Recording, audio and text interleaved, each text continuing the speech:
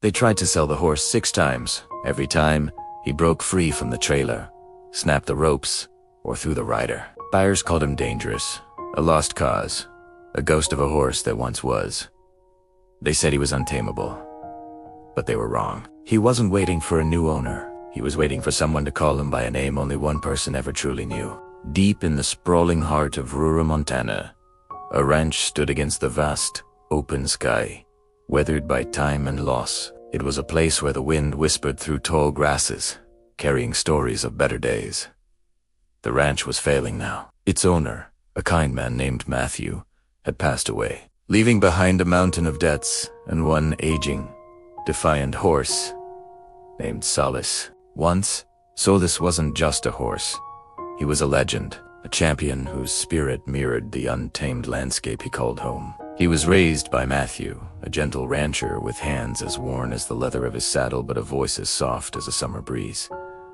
Matthew didn't just train Solace. He spoke to him, confided in him, treated him like a son. Every single morning, without fail, Matthew would walk out to the stable. The first light of dawn painting the world in shades of gold and rose, he would stand before Solace, press his forehead gently against the horse's, and whisper the same words, a promise between two souls. You and I, we survived together.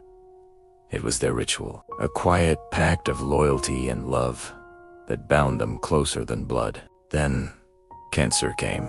It crept in silently, a shadow that fell over the sun-drenched ranch. The days grew shorter.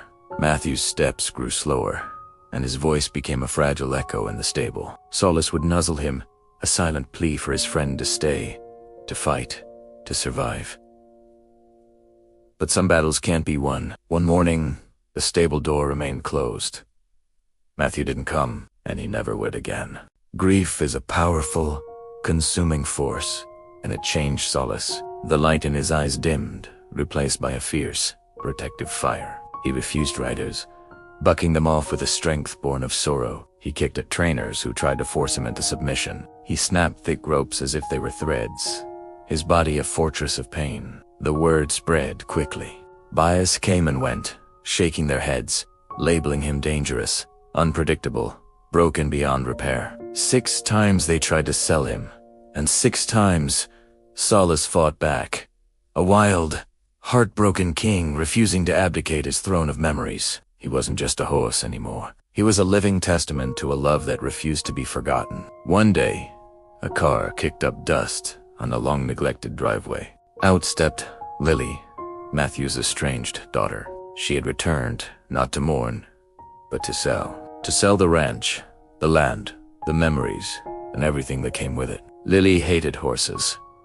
For her, they weren't symbols of freedom or companionship. They were the reason her father was never truly hers. She saw them as rivals for an affection she always craved, but never felt she received. Her father loved his horses, she believed, more than he had ever loved her. She walked toward the stables with a heavy heart, her mind set on business, on erasing the past. She expected a fight, a challenge. She had heard the stories about the untamable horse, but as she approached Solace's enclosure, something unexpected happened. He didn't rear back.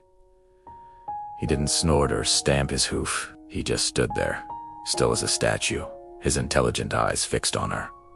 As she drew closer, he did something that stunned her. He lowered his magnificent head, a gesture of surrender, or perhaps of recognition. Lily reached out a trembling hand, her fingers tracing the strong line of his face, feeling the warmth of his skin. And in that quiet, sacred moment, a single word escaped her lips, a whisper carried on a breath of grief and longing. Death. At the sound of that word, a soft, long exhale escaped Solace.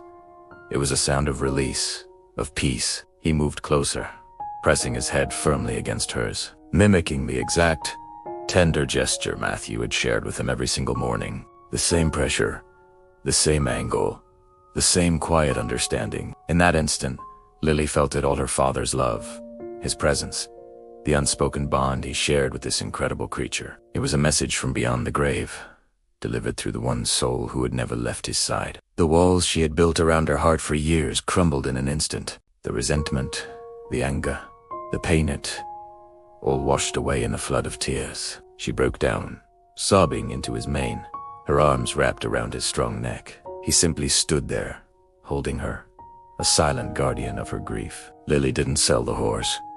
She didn't sell the ranch. Se Stalith. In the quiet solitude of the Montana landscape, surrounded by the echoes of her father's life, she and Solis began a journey of healing. She learned the language of the stable, the rhythm of the ranch, the gentle art of mending a broken heart. Together, a girl who felt abandoned and a horse who refused to be forgotten, they rebuilt what grief had shattered. They found in each other a solace that words could never capture, because love leaves fingerprints the heart never forgets. They are etched into our memories, our souls, and sometimes they are held in the gentle gaze of a horse who is waiting for us all along. What part of your past is still waiting for you to return? What forgotten love is calling you home? Thank you for watching. If this story touched your heart, please like, share, and subscribe for more content that celebrates the connections that define us.